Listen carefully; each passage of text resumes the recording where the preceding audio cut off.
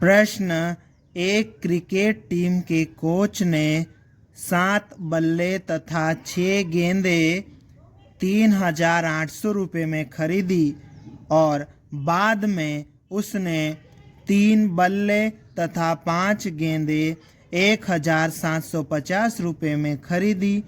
प्रत्येक बल्ले और प्रत्येक गेंद का मूल्य ज्ञात कीजिए। इस प्रश्न में हमें प्रत्येक बल्ले और प्रत्येक गेंद का मूल्य ज्ञात करना है और 2 कंडीशन यहाँ पर दी है। पहले तो कोच ने 7 बल्ले और 6 गेंद 3,800 रुपये में खरीदा और बाद में उसने 3 बल्ले और 5 गेंद 1,750 रुपये में खरीदा। तो हमें एक बल्ला कितने में आया और एक गेंद कितने में आई वो हमें बताना है। ठीक है, तो इस प्रश्न को हल करने के लिए हम क्या करेंगे, लिखेंगे हल। माना कि प्रत्येक बल्ले का मूल्य बराबर x रुपये तथा प्रत्येक गेंद का मूल्य बराबर y रुपये है। अब प्रश्नानुसार प्रश्न की जो पहली लाइन क्या कहती है उसके अनुसार हम यहाँ पर एक समीकरण बनाएंगे। इसके लिए हम एक रफ पेज में समझ लेते हैं। जैसे हमारे पास में एक गेंद है, उसका मूल्य 50 रुपये है। ठीक है, ऐसी अगर हम 2 गेंद खरीदेंगे तो कुल कीमत कितनी हो जाएगी, 100 रुपये हो जाएगा। ठीक है, अगर यही गेंद 50 रुपये वाली गेंद हम कितनी खरीदते हैं, 4 खरीदते हैं, तो कुल कीमत कितनी हो जाएगी, 200 रुपये हो जाएगी। ये हम कैसे निकाल रहे हैं, ये जो गेंद का मूल्य है और ये जो गेंद की संख्या है इसमें हम गुणा करेंगे तो उस गेंद की कुल कीमत मिल जाएगी, दोनों गेंद की। अगर ये गेंद का मूल्य 50 रुपये है, इसमें हम गेंद की संख्या 4 का गुणा करेंगे तो हमें इन 4 गेंदों की कुल कीमत हमें मिल जाएगी। कैसे मिलेगी, मूल्य में हम संख्या का क्या करते हैं, गुणा कर देते हैं। ठीक है, अब इसी तरह से हमारे पास में बल्ला है। ठीक है, और उस बल्ले की कीमत मान लो 200 रुपये है। ठीक है, और ऐसे ही बल्ले हम अगर 2 खरीदते हैं तो उसकी कुल कीमत कितनी हो जाएगी, उसकी कीमत हो जाएगी 400 रुपये। कैसे, बल्ले के मूल्य के साथ में बल्ले की संख्या का गुणा करेंगे तो उसकी कीमत हमें मिल जाएगी। क्या करना, हमें मूल्य के साथ में संख्या का गुणा करना है। ठीक है, या यूं कहो संख्या के साथ में मूल्य का गुणा करना है, दोनों एक ही बात है। तो उस चीज़ की कीमत हमें मिल जाएगी। ठीक है, तो अब इसी हिसाब से हम प्रश्न को हल करते हैं। तो देखो जरा यहाँ पर क्या दिया है, कितने बल्ले लाए हैं, 7 बल्ले। ठीक है, 7 बल्ले लाए हैं और गेंद कितनी है, 6 गेंद है। ठीक है, 6 गेंद है। ठीक है, बल्ले की ये संख्या 7 है और बल्ले की कीमत कितनी मानी हमने, x। ठीक है, तो ये जो संख्या और बल्ले का ये जो मूल्य है इसका गुणा कर देंगे। 7 और x का गुणा करेंगे तो कितना हो जाएगा, 7x हो जाएगा। ठीक है, इसी तरह से गेंद की संख्या कितनी है, 6, और गेंद का मूल्य कितना है, y। ठीक है, तो 6 और y का गुणा कर देंगे हम तो 6 गेंदों की कीमत मिल जाएगी। तो ये 7 बल्ले की कीमत मिल गई और 6 गेंद की कीमत मिल गई। इन दोनों को मिलाकर कितने रुपए में खरीदता है कोच, 3,800 रुपये में। ठीक है, इन दोनों की कीमत हो जाती है 3,800 रुपये। इस तरह से ये एक समीकरण बन गया।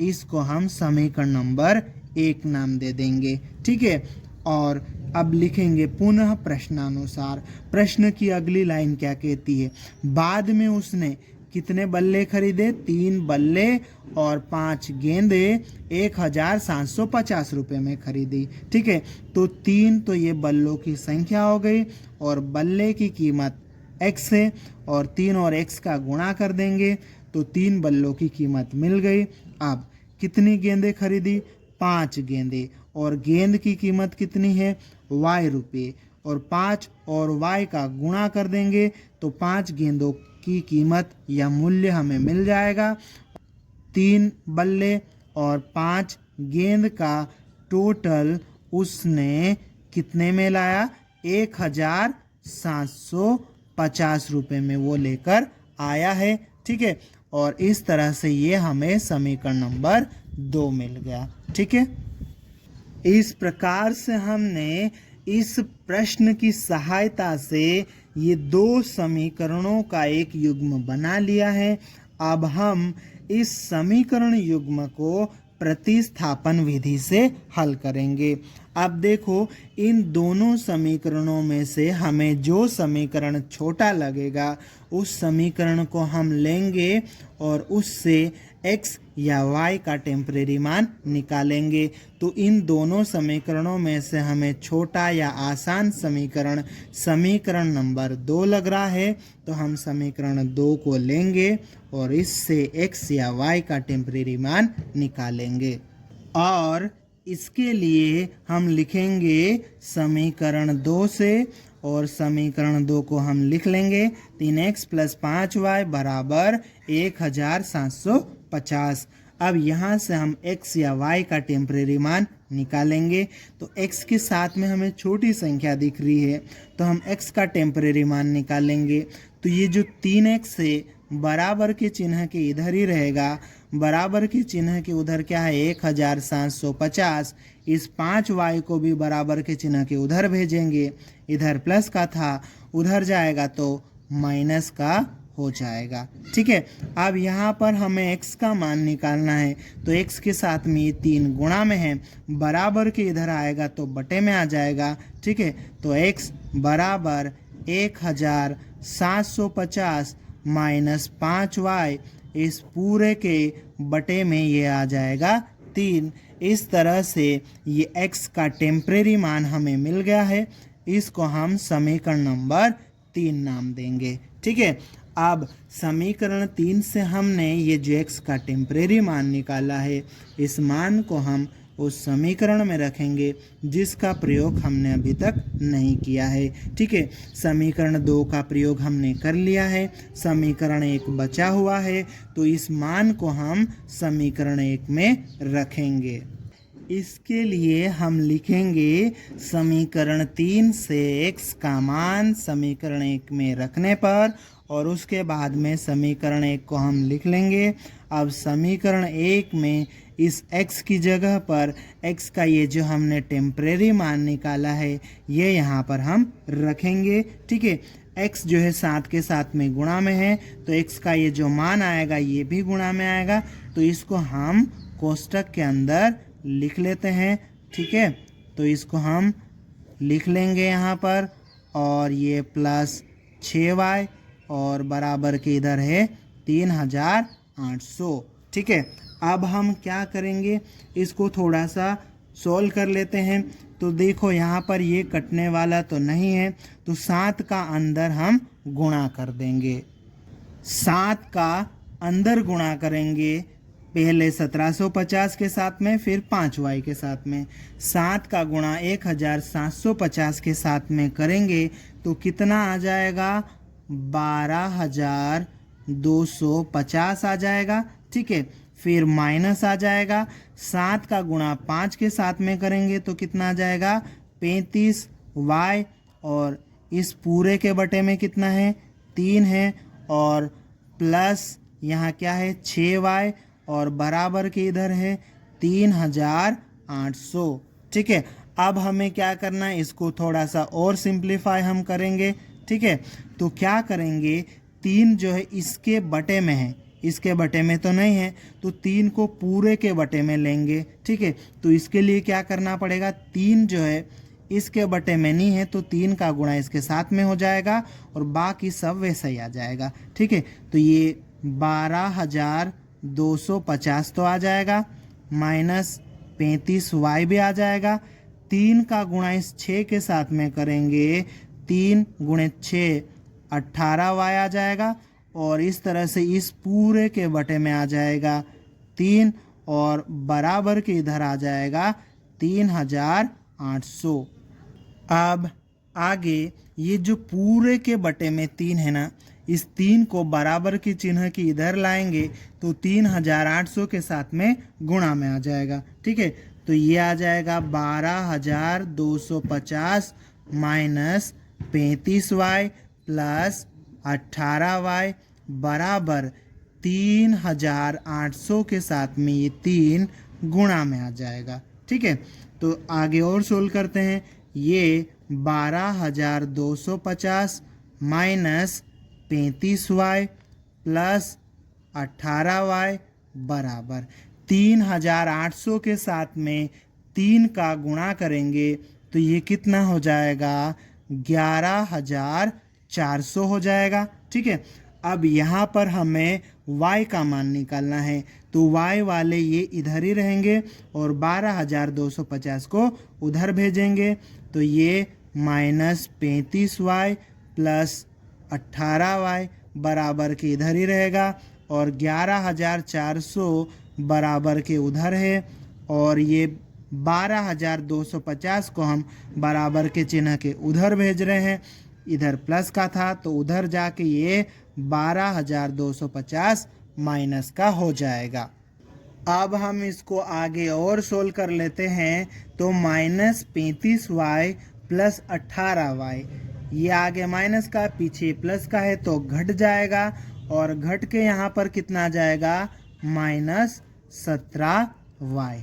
ठीक है, फिर बराबर 11400 में से 12250 घटाएंगे तो कितना आएगा, माइनस 850 आ जाएगा। ठीक है, यहाँ पर हमें y का मान निकालना है, तो y के साथ में ये जो माइनस का 17 है ये गुणा में है, पूरा माइनस का 17 जो है वो बराबर के चिन्ह के इधर आएगा तो माइनस 850 के बटे में आ जाएगा माइनस 17।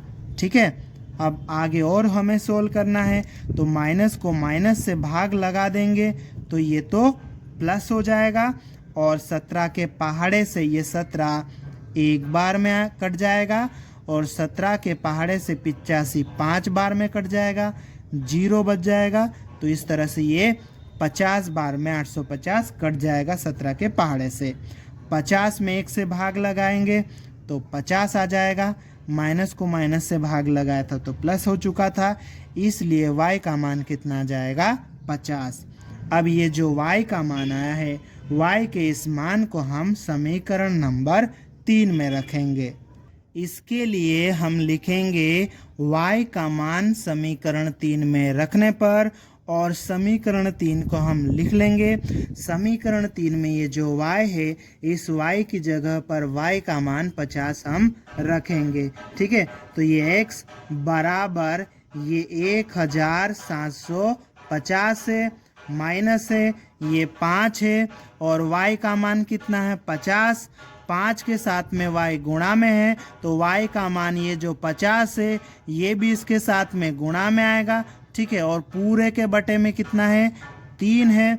अब x बराबर ये कितना है, 1750 माइनस 5 का गुणा 50 के साथ में करेंगे तो कितना आ जाएगा, 250 और इस पूरे के बटे में कितना है, 3। ठीक है, अब आगे x बराबर 1750 में से 250 को घटाएंगे तो कितना आ जाएगा, 1500। ठीक है, और पूरे के बटे में कितना चल रहा है, 3।